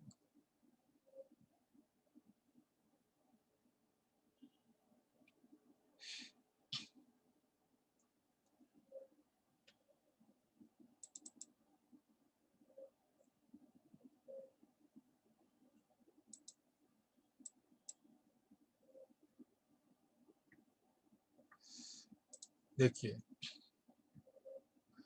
ट्रबल शूटिंग के जो बेसिक कॉन्सेप्ट्स हैं वो मैं थोड़ा सा बता दूं, आपको वैसे भी इंटरव्यू में भी पूछ सकते हैं कि भाई पहली चीज ये है कि जो भी काम आप कर रहे हो आपको डॉक्यूमेंट करना पड़ेगा, करना चाहिए, ठीक है। Each step, specially the changes you make and the effect on the performance. क्यों?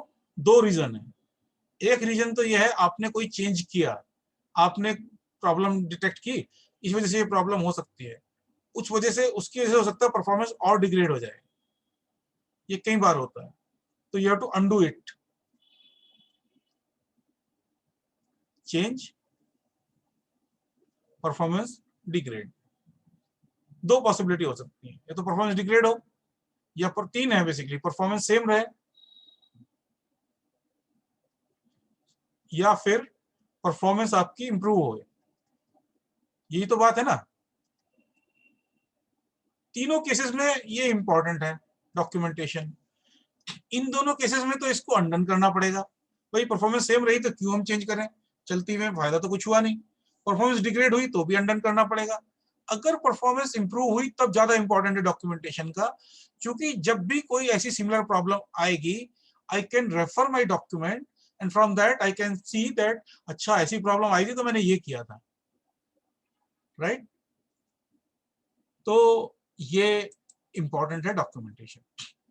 फिर दूसरी चीज, you to ask from the client कि भाई आपका सर्वर कौन सा है, मॉडल कौन सा है, एज क्या है, कॉन्फ़िगरेशन क्या है, ओएस वर्जन क्या है, अपडेट पेरिफेरल्स क्या क्या है। उन सब के बेसिस पे आप डिसाइड कर सकते हो कि भाई कहाँ बॉटलनेक हो सकती है।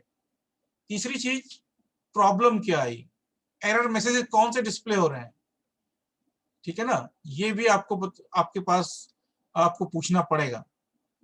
One person is facing problem और एंटायर ग्रुप, अगर ये एक कोई सर्वर यहाँ पे लगा हुआ है और इसमें ये 100 लोग कनेक्टेड हैं इस सर्वर से, तो U1 से U100, तो दो पॉसिबिलिटी है, या तो सिर्फ U5 को ये प्रॉब्लम आ रही है, U1 से लेके U100 तक सबको ये प्रॉब्लम आ रही है ना। तो अगर सिर्फ इसको प्रॉब्लम आ रही है तो इसका मतलब हो सकता है इसके सिस्टम में प्रॉब्लम हो या इसका जो नेटवर्क में यहाँ कनेक्शन है उसमें प्रॉब्लम हो। लेकिन अगर ये सबको प्रॉब्लम आ रही है तो इसका मतलब ये सर्वर में प्रॉब्लम हो सकती है, right. Make sense? Yes sir. Can the problem be Yes, reproduce? sir. जो प्रॉब्लम रिप्रोड्यूस हो सकती है ना उनका सॉल्व करना बहुत आसान है, लेकिन अगर एक प्रॉब्लम आई और उसको फिर रिप्रोड्यूस नहीं कर पा रहा है ना, मान लिया मेरा सिस्टम हैंग हो गया, एक मैंने सर्विस चलाई उससे सिस्टम हैंग हो गया, मैंने शट डाउन कर दिया, बंद कर दिया, दोबारा वो सर्विस चलाई तो सिस्टम हैंग नहीं हुआ।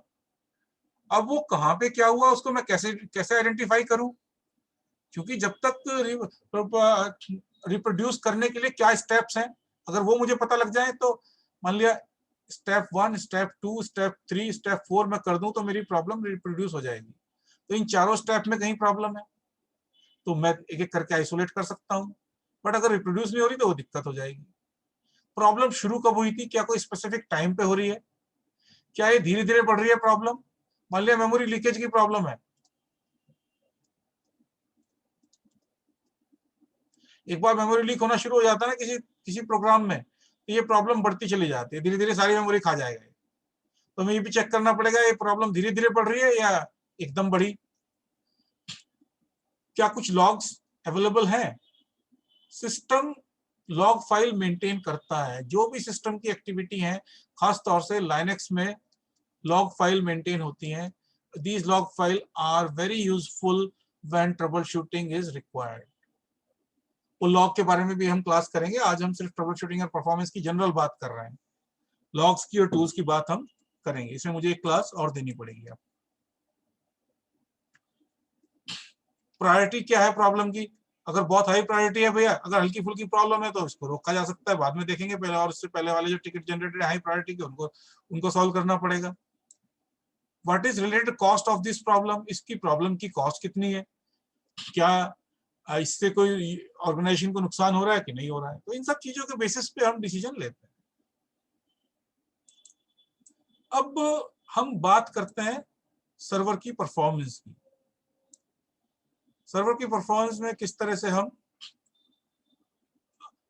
देखो सर्वर के तो परफॉर्मेंस लॉग्स और एक्टिविटी लॉग्स 100% मेंटेन करके चले जाते हैं। Performance log and activity log दोनों लॉग हम मेंटेन करके चलते हैं। इसीलिए ये जो टॉप और सार और ये टूल्स हैं, पीएस टूल्स हैं, ये बड़े इंपॉर्टेंट हो जाते हैं, क्योंकि पीरियडिकली हम इनके आउटपुट को किसी फाइल में डालते रहते हैं, और जब भी प्रॉब्लम आती है तो सबसे पहले हम इन फाइल्स को खोल के चेक करते हैं, और इन फाइल्स की हेल्प से वी ट्राई टू आइडेंटिफाई कहाँ पे प्रॉब्लम आई, कब आई और क्यों आई। It's clear? ये इनवेरिएबली पूछे जाते हैं इंटरव्यू में। आपके जो टूल्स हैं, आपके टॉप, सार एंड पीएस, इनके कमांड्स वगैरह मैंने भेजे हुए, आप पढ़ सकते हैं, बाकी मैं भी कराने की कोशिश करूंगा। राइट? तो अब लॉग को हमने creating a log, try to include following things: CPU, system, server work queues, memory, page file, disk, redirectory, network interface। इन सारों के बारे में इंफॉर्मेशन मुझे अपनी लॉग फाइल्स में स्टोर करके रखनी चाहिए अगर मैं एक अच्छा सिस्टम एडमिनिस्ट्रेटर हूं। और इसके लिए मेथोडिकल अप्रोच हम यूज करते हैं। मेथोडिकल अप्रोच क्या है कि करंट परफॉर्मेंस को मेजर करो, परफॉर्मेंस बेसलाइन बना के चलो कि भैया इतनी परफॉर्मेंस है तो ये एक्सेप्टेबल है, ये एक बेंचमार्क बना लिया, इससे ऊपर जा रही है परफॉर्मेंस, वेरी गुड, यहाँ पे है परफॉर्मेंस तो भी ठीक है, यहाँ पे नीचे जाते ही कंसर्न है, यहाँ पे आपको एक्शन लेना शुरू कर देना है। ठीक है? इससे फिर आपको सिस्टम की बॉटलनेक ढूंढनी है, कहाँ पे बॉटलनेक बन रही है। इसके लिए मॉनिटरिंग टूल्स जो मैंने बताया आपको, ये सारे टूल्स हैं। इसके अलावा MP स्टेट, VM स्टेट, वो सारे टूल्स हैं। तो अब उसके बाद आपको कंपोनेंट निकालना पड़ेगा इन टूल्स की हेल्प से। You have to find first the component, which component is causing the bottleneck. उसके बाद उस कंपोनेंट पे काम करना शुरू करना पड़ेगा। उसमें कुछ मीजर्स आप चेंज करेंगे, कुछ पैरामीटर्स चेंज करेंगे, और उसके बाद न्यू परफॉर्मेंस कंपेयर करो, जो आपने चेंजेस किए उससे क्या परफॉर्मेंस में इंप्रूवमेंट आया। अगर नहीं आया तो फिर आपको रिकॉन्फ़िगर करना पड़ेगा, नहीं तो फिर कोई दूसरा सॉल्यूशन ढूंढना पड़ेगा। This is how the trouble shooting works.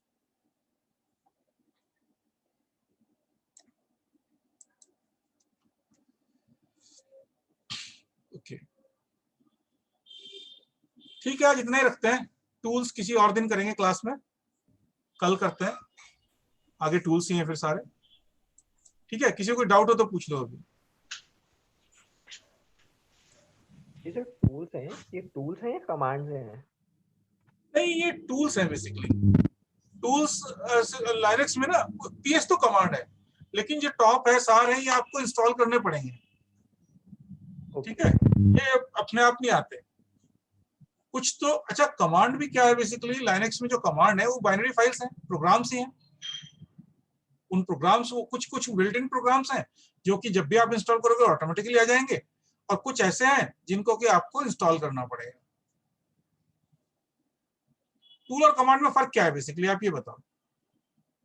फर्क इतना ही है कि कमांड आपको इंस्टॉल करना नहीं पड़ता, ऑटोमेटिकली लाइनक्स के साथ आ जाता है, और टूल वो है जिसको आपको इंस्टॉल करना। उसे सॉफ्टवेयर कह लो, पैकेज कह लो, टूल कह लो, है ना? Okay sir. और कोई बात?